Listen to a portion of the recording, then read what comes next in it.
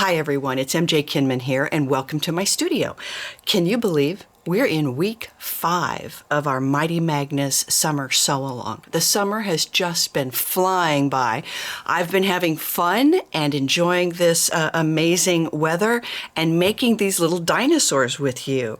This week we're starting on Brontosaurus. We are doing the fast piecing or traditional piecing using freezer paper for our little Brontosaurus. I just love this little guy. He just looks so happy.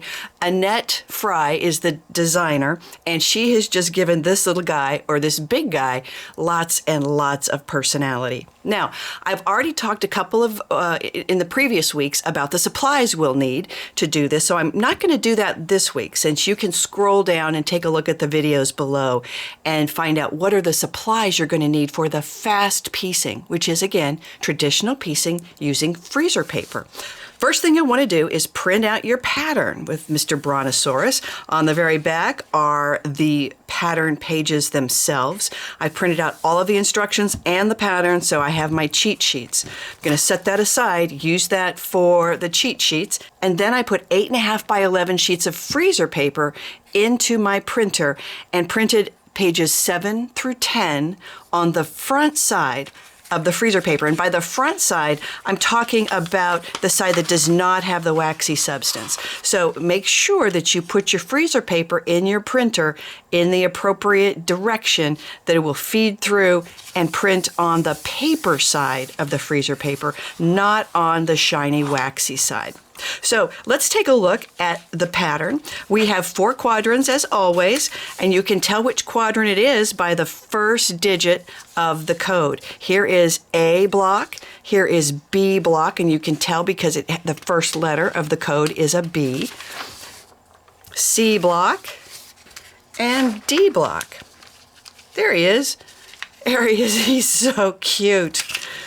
Annette also has, as I've mentioned before, coded these so that you can see not only what block you're working on, but what segment that you're working on. And then finally, so for example, here is A1, A1, A1, and little teeny tiny A1 down here. This is all a unit. So once, and this is the first piece in the unit, second piece, third piece, and fourth piece. So once you have all those cut out, you'll know that you'll sew those together and set them aside.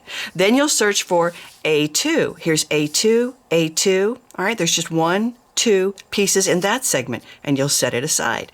A3, there's just 2 segments. I'm sorry, 2 pieces in segment A3. 1, 2. Sew them together, put them aside.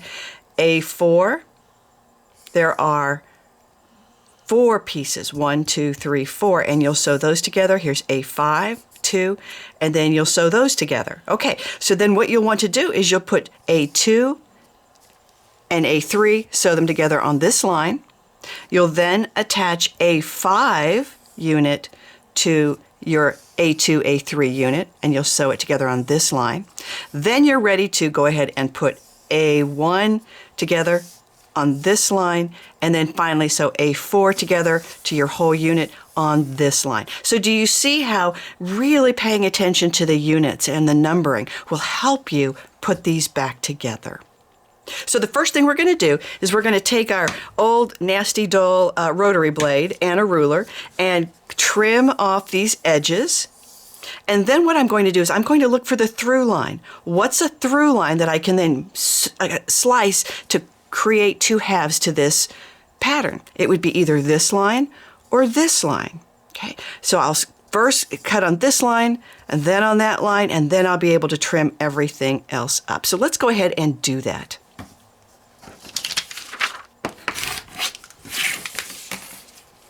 Now, it's going to be important for you to keep on the line as much as possible with these little edges, but once you get into slicing up the patterns in between, if your ruler comes off the edge just a little bit, that's okay. Just don't trim it up. Let's go ahead and cut this first through line. And when by a through line, again, I'm meaning edge to edge. It splits the pattern in half, and then you can continue slicing up your pattern. Again, do you see? I went off the line just a little bit, but it's still a straight line.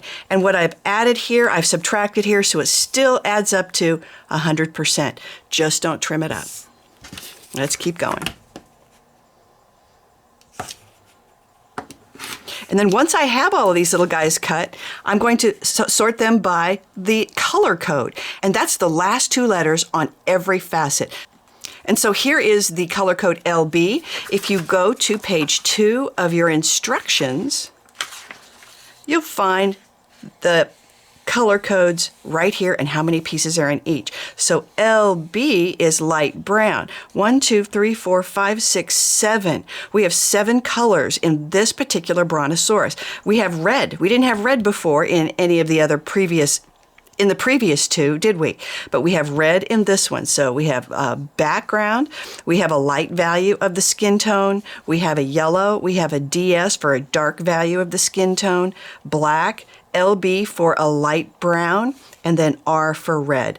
I'm going to go ahead and keep cutting up, but then when I come back, I'm going to show you the fabrics that I've selected for my Brontosaurus, and we'll start cutting those out.